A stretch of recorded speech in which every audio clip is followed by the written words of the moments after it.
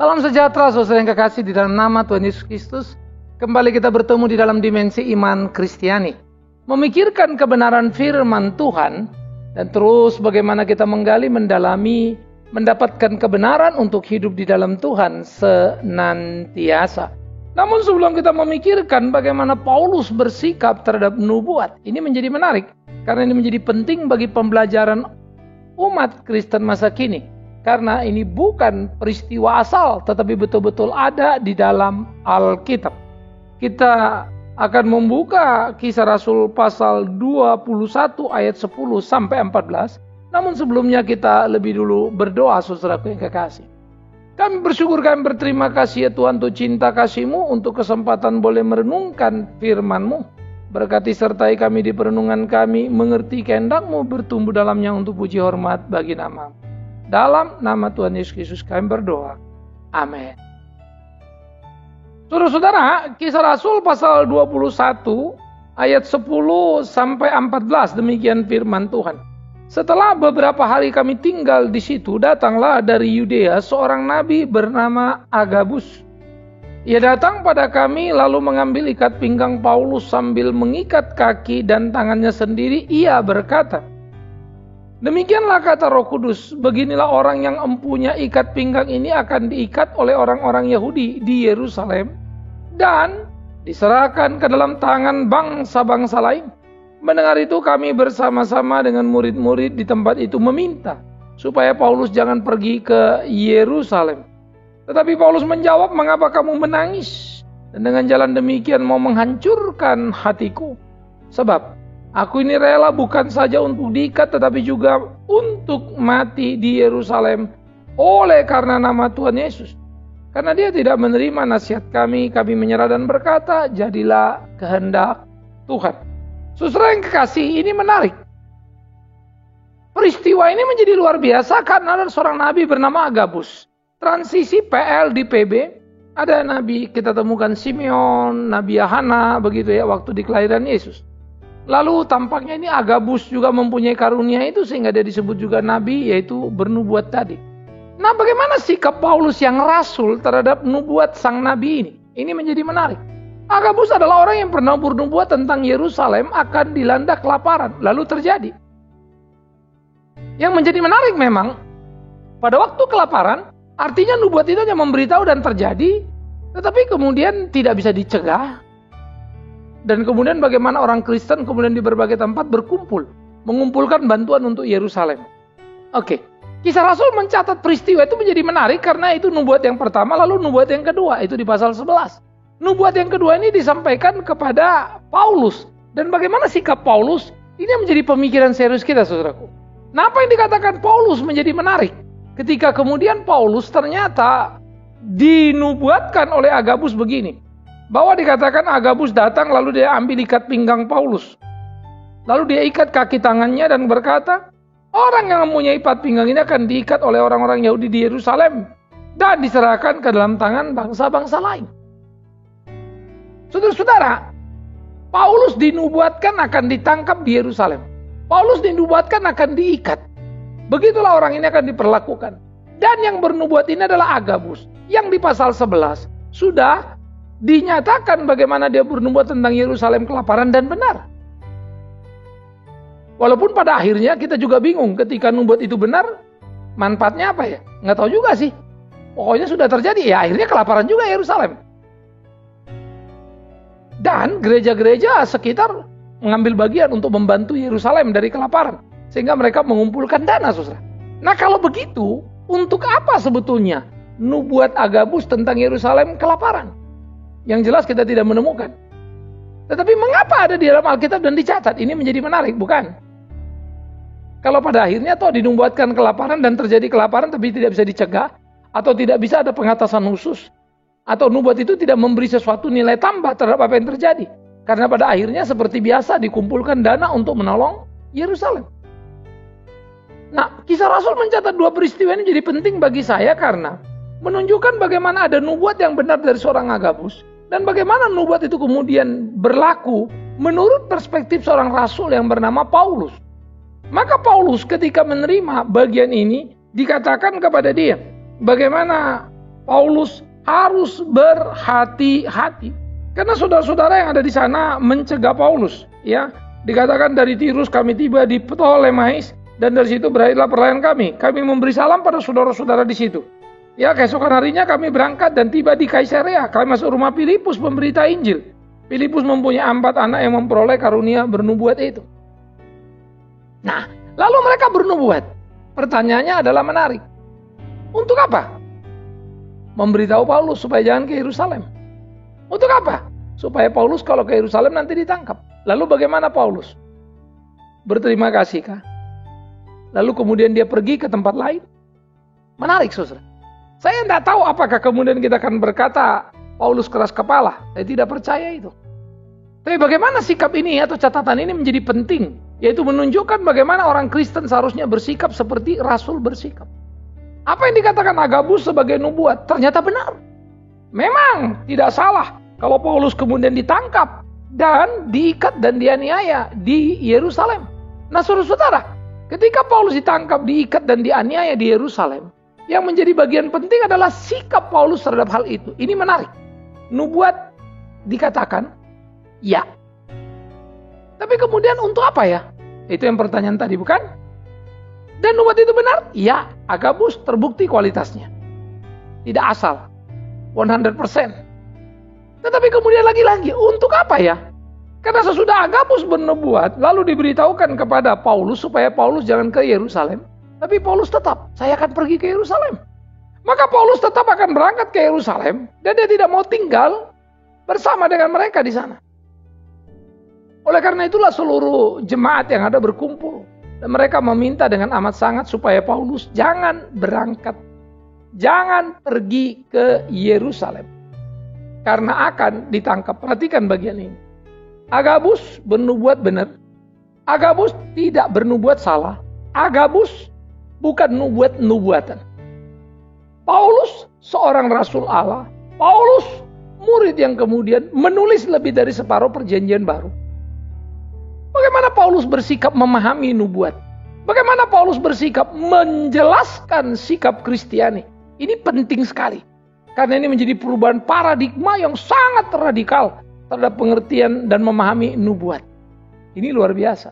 Karena itu Rasul Paulus berkata apa? Tidak mengapa, aku akan tetap ke Yerusalem. Maka menangislah tentu seluruh jemaat, saudara. Karena mereka yakin apa yang dikatakan Agabus benar. Dan memang benar, kemudian terbukti. Karena itu mereka menangis dan berkata, jangan, engkau akan ditangkap, engkau akan dianiaya. Tetapi yang menarik, apa yang dikatakan Paulus ini luar biasa. Lompatan dari pikiran PL ke pikiran PB, lompatan dari Taurat ke Injil, lompatan yang luar biasa. Dari nubuat yang mengatakan sesuatu akan terjadi dengan pemahaman, pengertian yang sudah dimiliki oleh seorang Paulus.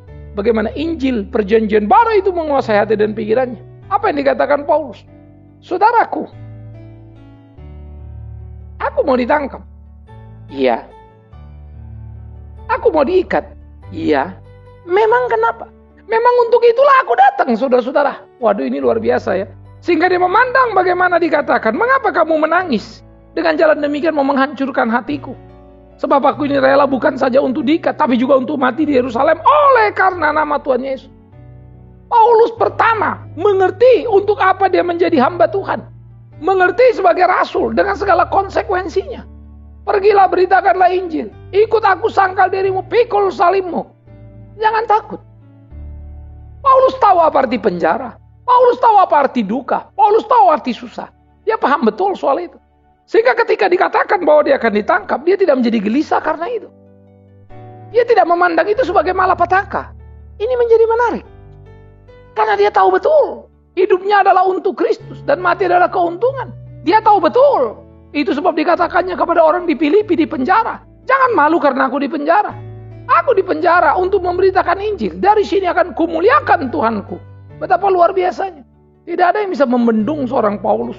Tidak ada yang bisa menahan seorang Paulus untuk memberitakan Injil. Dimanapun, kapanpun. Tidak ada yang bisa membuat Paulus menangis. Dan menyesal percaya Injil atau jadi penginjil. Karena dia sudah terikat dengan sungguh-sungguh dan penuh. Jadi itulah problem kita. Kalau kita tidak mengerti Injil, maka nubuat akan selalu menjadi menyenangkan buat kita. Dikasih tau gini loh. Jadi gini loh. Padahal kita lupa. Justru di sana kekanak-kanakan iman kita. Paulus iman sudah dewasa. Kita belajar untuk jadi dewasa, bukan? Bagaimana Paulus bersikap dan menunjukkan kelasnya? Saya pikir kita perlu bagaimana belajar bersikap dan menunjukkan kelas kita sebagai orang yang mengerti kehendak Allah. Nah, saudaraku yang kekasih, ini menjadi bagian penting untuk kita pikirkan bersama dalam kehidupan keimanan kita. Dan saya pikir ini akan menjadi persoalan serius yang perlu kita pikirkan. Bagaimana menjalani hari-hari kita di dalam mengerti kehendak Allah itu. Paulus tahu betul, ia dipanggil sebagai rasul. Apa yang akan dikerjakannya? Apa yang akan dihadapinya? Risiko yang akan ditanggung. Hidup Kristus, mati untung. Seharusnya demikian semua orang Kristen. Seharusnya demikianlah semua orang yang percaya kepada Tuhan. Sehingga mereka hidup tidak lagi dalam ketakutan. Maka apapun yang terjadi adalah baik adanya.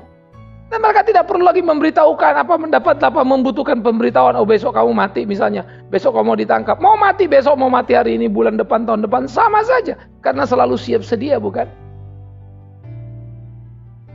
Bukankah itu indah? Karena Tuhan Yesus sendiri berkata, ia datang seperti pencuri. Maka kita harus selalu siap sedia kapanpun waktunya. Itu gugatan terhadap kita. Nah, karena itu kalau memang kita sungguh percaya kepadanya, ngapain takut? Tapi kalau tidak percaya, ya takutlah. Saya pikir, inilah keunggulan iman Kristen yang harus dipahami utuh. Inilah keunggulan iman Kristen yang luar biasa. Yang tahu sedang apa aku, kemana aku melangkah. Dan tidak ada yang perlu kutakutkan dalam hidup ini.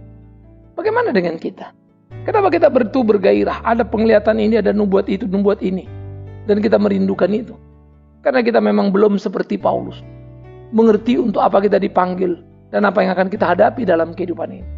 Andai kata saja kita mengerti.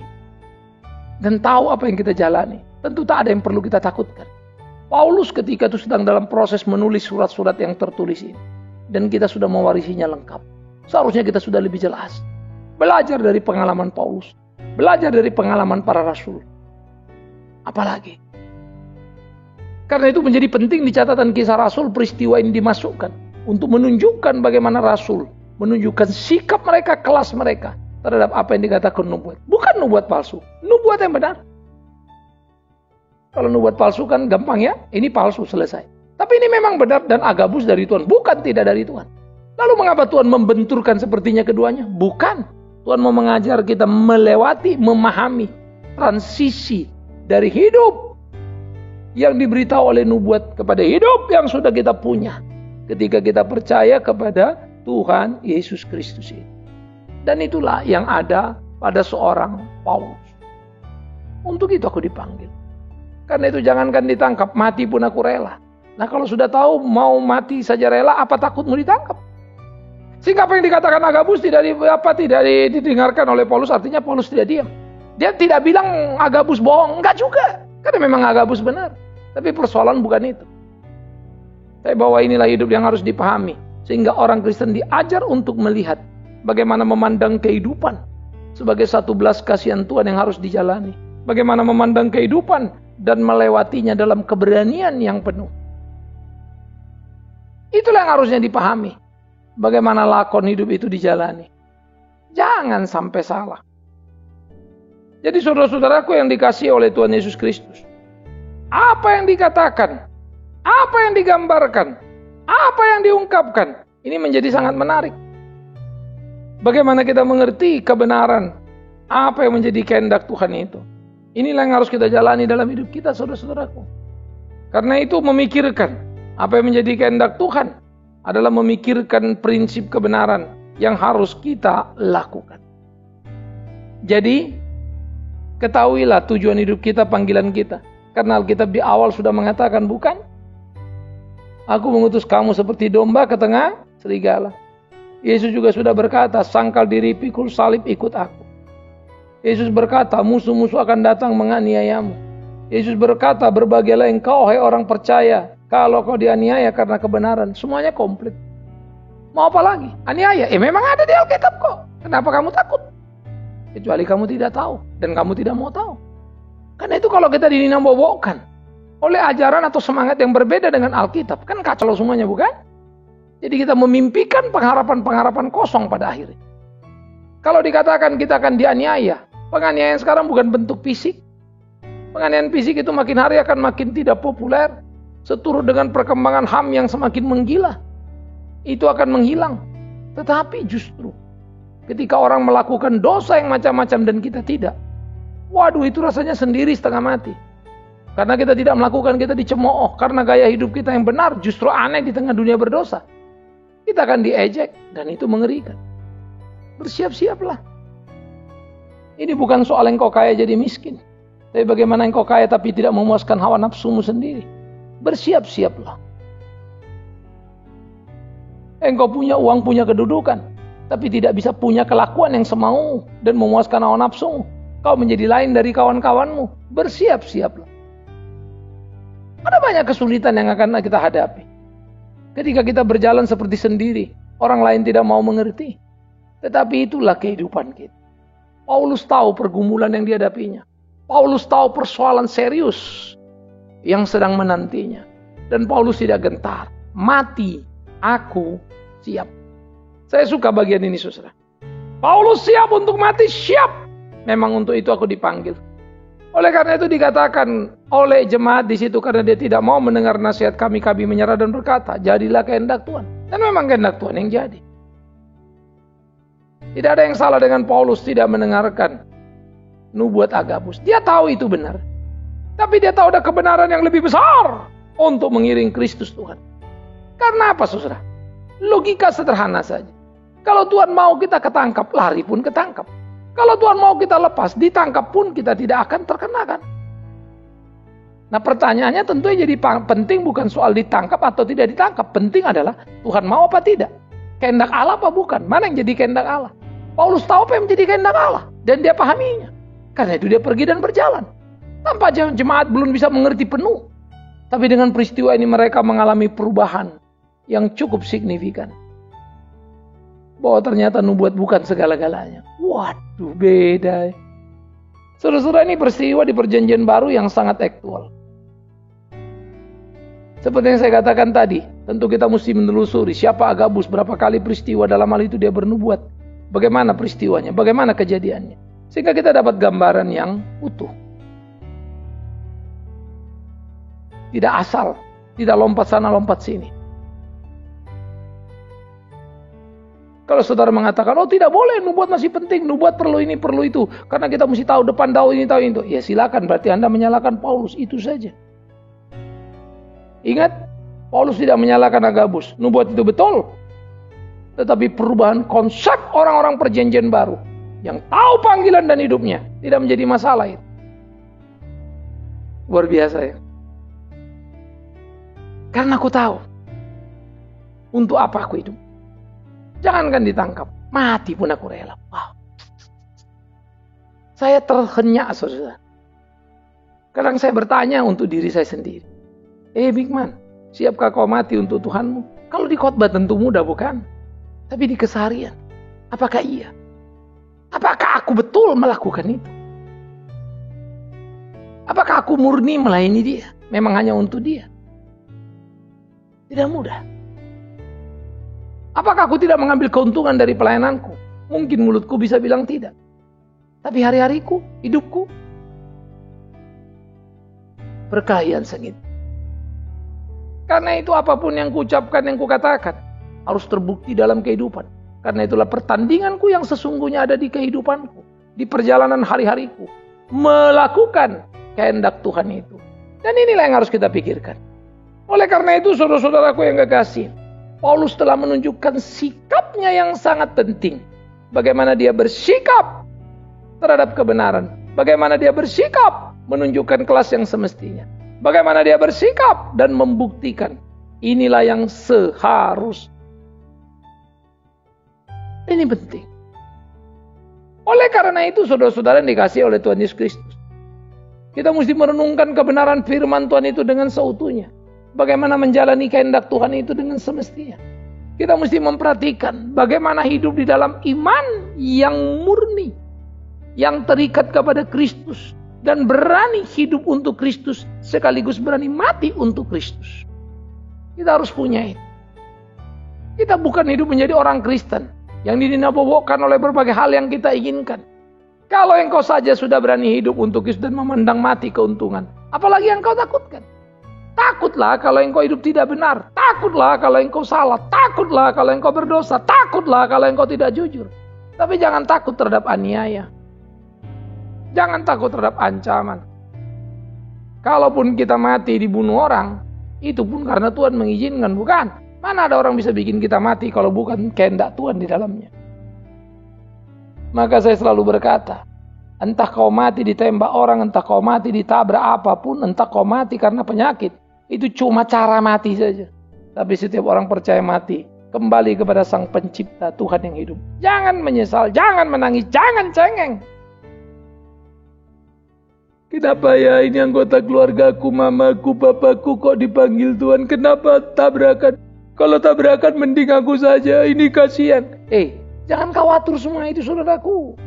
Memang simpati kita luar biasa kita mau tunjukkan. Tapi siapa yang bisa mengatur perjalanan hidup? 1001 cara orang mati. Tak penting kau tanyakan. Tapi penting satu sikap iman. Apakah dia terikat kepada Kristus, di dalam Kristus? Karena kalau ya, ia akan kuat dan tangguh. Hidupnya akan bahagia. Tuhan akan memberikan kelegaan, kemenangan kepadanya. Itu yang kita perlu. Oleh karena itulah, kita mesti betul-betul memahami kebenaran dengan sungguh. Bagaimana hidup di dalam Tuhan itu. Luar biasa orang Kristen ya. Orang Kristen yang percaya sudah melihat future itu. Maka dia berjalan.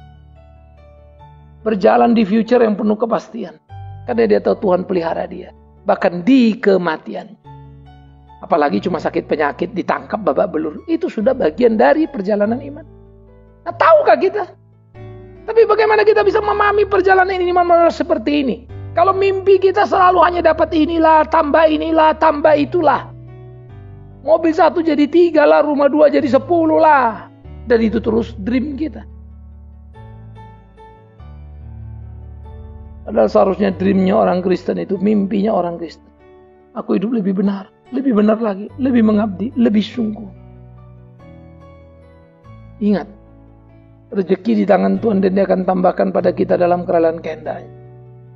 Bisnis kita bukan bagaimana mengumpulkan rezeki, tapi hidup dalam kebenarannya. Karena itu ketika malapetaka tiba, sekalipun datang dari pemberitahuan nubuat Agabus yang dikenal benar dan nubuatnya benar, dan Paulus tahu itu benar, tapi Paulus terus menjalaninya. Sikap baru, orang perjanjian baru, menyikapi kehidupan. Akankah kita begitu, saudaraku? Pertanyaan menarik. Atau kita hanya menjadi pecundang-pecundang yang takut pada apa yang terjadi, lalu memanfaatkan berbagai situasi dengan alasan ini dan itu. Tapi sebetulnya kita takut kalau kita terbenam dan tergilas di sana. Karena itu pikirkanlah apa yang menjadi kehendak Tuhan. Pikirkanlah dengan sungguh bagaimana kita menjalani hari-hari di kehidupan ini, supaya hidup kita jadi hidup yang berkenan kepada Tuhan kita itu. Saya pikir ini menjadi perenungan penting, saudara-saudaraku. Supaya hidup kita menjadi hidup yang sungguh. Hidup kita itu utuh seperti apa yang Dia mau. Tak lagi asal, semau-maunya kita saja. Biar ini menjadi perenungan serius kita. Biar ini kita lakoni dalam hari-hari kita. Kita mainkan peran yang semestinya. Bagaimana melayani Tuhan yang hidup itu. Jangan takut. Jangan lari dari tanggung jawab. Jalani hidupmu. Lakukan kehendak Tuhanmu. Maka hiduplah kau. Bahagialah hari-harimu. Indahlah semuanya. Saudara-saudara yang dikasihi oleh Tuhan Yesus Kristus, miliki itu. Sehingga dengan demikian kita mempunyai perspektif yang baru terhadap nubuat itu. Ingat ya. Nubuat ada. Di PB ada. Lalu bagaimana Rasul menyikapinya? Tahu itu anugerah ilahi. Tapi bagaimana Tuhan juga membuat itu menjadi sebuah progres yang bergerak. Dari nubuat menunggu diberitahu. Dan sekarang perjalanan perjanjian baru, perjalanan yang sudah tahu. Mau apa, mau kemana. Karena ingat, Yesus mengutus kita seperti domba ke tengah serigala. Dan Dia bilang, kau tidak tahu apa yang akan terjadi. Apa yang akan kau katakan. Tapi pada waktu yang tepat Tuhan Bapakku memberitahukannya padamu. Kita tahu, ikut Dia, sangkal diri, pikul salib dan ikut Dia. Kita tahu, kita diberikan bukan hanya keselamatan, percaya padanya, tapi menderita untuk Dia. Kita tahu semua. dan jangan tidak mau tahu. Kita tahu semua dan jalani itu. Inilah pergumulan hidup orang percaya. Inilah pergumulan keimanan kita. Muliakan Dia, layani Dia. Dimanapun kita ada, namanya ditinggikan, namanya dimuliakan. Tidakkah itu menyenangkan? Kiranya ini bisa menolong kita saudara untuk mempunyai wawasan baru dalam hidup sebagai orang yang hidup di perjanjian baru. Supaya hidup kita tidak campur aduk. Ingat, nubuat Agabus sekali lagi, nubuat benar. Dan Agabus bukan pembohong. Tapi awas, Paulus juga bukan pembohong. Jemaat kebingungan mengenai sikap ini. Karena mestinya apa yang dikatakan Agabus, perhatikan dong. Kan begitu. Dan jemaat tidak salah, karena memang sampai situ tingkat pemahaman imannya. Paulus rasul yang luar biasa, harus memberi pencerahan pada umat. Inilah hidup sikap iman Kristiani yang sesungguh-sungguhnya. Puji Tuhan. Kita belajar, kita perhatikan. Puji Tuhan. Kita diberi nilai kebenaran yang luar biasa. Bagaimana bersikap dalam hidup ini. Dan bagaimana menyikapi nubuat itu. Dan menempatkan diri secara tepat. Seperti kehendak Tuhan kita itu. Kembalikan segala puji hormat kepada Dia. Agungkan Dia, tinggikan Dia. Supaya hari-hari kita menjadi hari-hari yang berkenan kepadanya untuk kemuliaan namanya. Ini hidup yang harus kita jalani, kita lakoni. Satu hidup dalam kebenaran yang seutuhnya. Bukan sebuah spekulasi. Bukan sekedar sebuah pemahaman kepada kerohanian. No. Tapi kebenaran yang penuh. Nubuat itu, di PL itu, semangat itu, bicara tentang hari depan itu, oleh Injil, perjanjian baru. Memang untuk itu. Emang kenapa? Menarik ya. Wadah dibuat, ada penglihatan, akan gini, akan gitu. Emang kenapa? Ada penglihatan, katanya nanti di sana orang dimenangkan Kristus. Saya lebih lucu lagi. Kenapa lihat? Pergilah ke sana, beritakanlah Injil itu. Saya pikir itu yang jadi penting. Tapi memang orang-orang Kristen sekarang sangat senang dengan hal-hal seperti itu. Terlalu banyak bicara, tapi kurang berkarya. Semoga kita sadar diri dan terus melakukan karya bakti untuk menyatakan kebenaran. Tanpa pernah terjebak menganggap diri yang paling hebat dan paling benar sendirian. Tapi biarlah Tuhan menyatakan kebenarannya dalam cinta, kasih, dan ukurannya. Dan kita mewujudkan, membuktikan dalam perilaku hidup kita. Kalau memang kita anak Tuhan.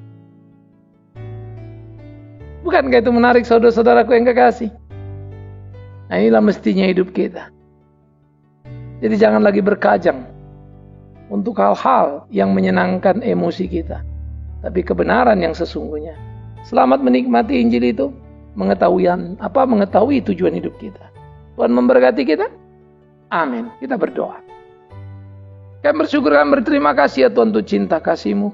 Tolong pimpin kami supaya kami mengerti kehendak-Mu hidup di dalamnya untuk puji hormat bagi nama.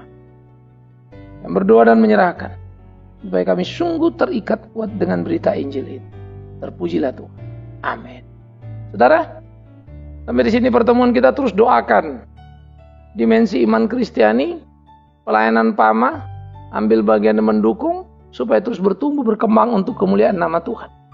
Kiranya segala sesuatu boleh jadi berkat dan kita semakin kuat dalam hidup bersikap benar dalam iman yang dewasa. Jangan lagi kanak-kanak. Tuhan menolong kita, Tuhan memberkati kita. Shalom.